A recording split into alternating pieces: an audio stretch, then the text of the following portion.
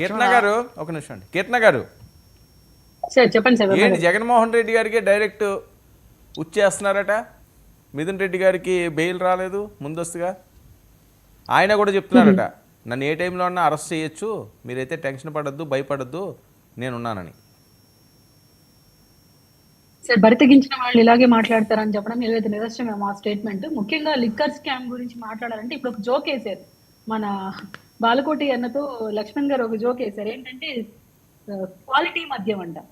అసలు పదం మాట్లాడడానికన్నా అర్హత ఉండే వాళ్ళు ఈ స్టేట్మెంట్ ఇస్తే ఒక అర్థం ఉంటదేమో గానీ, మద్యపాన నిషేధం అని చెప్పి రాజకీయాల్లోకి నేను అన్నారు. మీకు వినబడితే అలాగా మీరు ఎన్నో డిబేట్లు చేశారు నాతో, క్వాలిటీ మద్యం మీరు ఇస్తానన్నారు, చీపు లెక్కర మీరు ఇస్తామన్నారు, క్వాలిటీ మద్యం పక్కనట్టి చీపు లెక్కర ఇస్తారమ్మా అన్నారు. మీరు వినకపోతే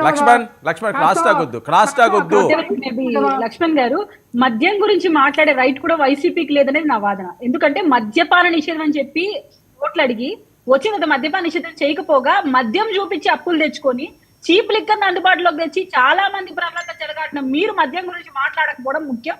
ఇంకోటి ఏంటంటే ఇక్కడ మనం గమనిస్తే ఈ లిక్కర్ స్కామ్ లో పెద్ద పెద్ద తలగాయలు వైసీపీలో ఉన్నవన్నీ ఇన్వాల్వ్ అయి ఉన్నాయి. సో ఇప్పుడు మిథున్ రెడ్డి గారికి మనం బెయిల్ ఇవ్వడం చాలా పెద్ద మిస్టేక్ అవుతుంది, సాక్షులు తారుమారు అవడానికి కూడా చాలా ఇదవుతుంది. కాబట్టి మన హైకోర్టు ఆలోచించిందని నేను నమ్ముతాను సార్. ముఖ్యంగా మనం గమనిస్తే ఇటువంటి విషయాల్లో మాత్రం చాలా చాలా జాగ్రత్తగా ఉండాలి. ఎందుకంటే మిథున్ రెడ్డి గారు సామాన్య వ్యక్తి కాదు. కసిరెడ్డి ఇంకా ఎంత గొప్ప వ్యక్తో వాళ్ళ పార్టీ నుంచి బయట వచ్చిన విజయసాయి రెడ్డి గారు నోటి వెంట మనం వినున్నాం. జగన్మోహన్ రెడ్డి గారికి ఎంత దీంట్లో డబ్బులు పోయాయన్న విషయం కూడా మనం వినున్నాం. ముఖ్యంగా ఇంకొక విషయం మన లక్ష్మణ్ గారికి చెప్పాలి, ఏంటంటే బాలకోటి అన్న గారు మాట్లాడుతూ కొన్ని చెప్పారు, ఇలా ఇలా జరుగుతోంది అంటే ఈయన తీసుకొని పోయి ఆన్సర్ చేపిస్తే చెప్తారు అని. నా దగ్గర డౌట్ ఏంటంటే మన వివేకానంద గారి హత్య కేసు జరిగినప్పుడు జగన్మోహన్ రెడ్డి గారు ఒక ప్రెస్ మీట్ పెట్టారు. లక్ష్మణ్ గారు మీరు కూడా చూసింటారు, అప్పుడు మా పార్టీలో ఉన్నారేమో, గమనించుంటారు. ఇప్పుడు చెప్తాను, మీరు గమనించండి. వెళ్ళి ఇలా కొట్టారు, ఇలా లాక్కుపోయారు, ఇలా నరికారు, ఇలా బాత్రూమ్ లో పడేశారు అంటే ఇలా నీట్ గా చెప్పారు. ఇప్పుడు మన బాలకోటయ్య గారు ఎలా చెప్తే మీరు వెళ్ళి అక్కడ చెప్పండి అన్నారు, ఆయన కూడా అలాగే ఫ్రేమ్ చేసి చెప్పారు. ఇప్పుడు మీరు వెళ్ళి అపాయింట్మెంట్ తీసుకొని జగన్మోహన్ రెడ్డి గారు చెప్పండి, అంత క్లియర్ గా చెప్పారు. కోర్టుకి వెళ్ళి సాక్షి చెప్పవయ్యా. ఎన్టీ రామారావు గారు మద్యపాన నిషేధం చేస్తే మళ్ళీ చంద్రబాబు నాయుడు గారు ఇంప్లిమెంటేషన్ చేశారు. అండ్ నా సైడ్ నుంచి కూడా బాలకోటయ్య గారికి వర్మ గారు, ఈ మద్యం కోణం మాత్రం చాలా సీరియస్గా కొనసాగుతుందండి దర్యాప్తు. అంతవరకు అయితే చెప్పగలుగుతాం. ఈ రోజు కూడా జగన్మోహన్ రెడ్డి గారిని అరెస్ట్ చేసిపోతున్నారట. అంటే హైకోర్టు మిథున్ రెడ్డి గారికి ముందస్తు బెయిల్కి ఇవ్వడానికి నిరాకరిస్తూ ఒక మాట ఉంది, కేసు దర్యాప్తు కీలకమైన దశలో ఉన్నందున మేము ఎలాంటి ముందస్తు బెయిల్ ఇవ్వలేము అని ఉంది. తర్వాత కృష్ణమోహన్ రెడ్డి అరెస్ట్ అయినప్పుడు, ధనుంజయ రెడ్డి గారు అరెస్ట్ అయినప్పుడు కూడా మనం దీని యొక్క మద్యం ముడుపుల యొక్క అడుగులు తాడేపల్లి వరకు దర్యాప్తులో తేలింది. మనం ఉంటున్న మాట కాదు, దర్యాప్తు సంస్థ చెప్తున్న మాట.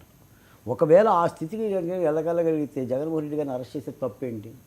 ఇప్పుడు అరెస్ట్ చేయడానికి అన్ని అవకాశాలు ఉండ వ్యక్తే కదా. నాకు అనిపిస్తుంది ఈ పరిణామాలను అధ్యయనం చేస్తే అసలు జగన్మోహన్ రెడ్డి గారు తనను అరెస్ట్ చేస్తారని ఆలోచనతోనే రప్ప రాజకీయం ప్రవేశపెట్టాడా?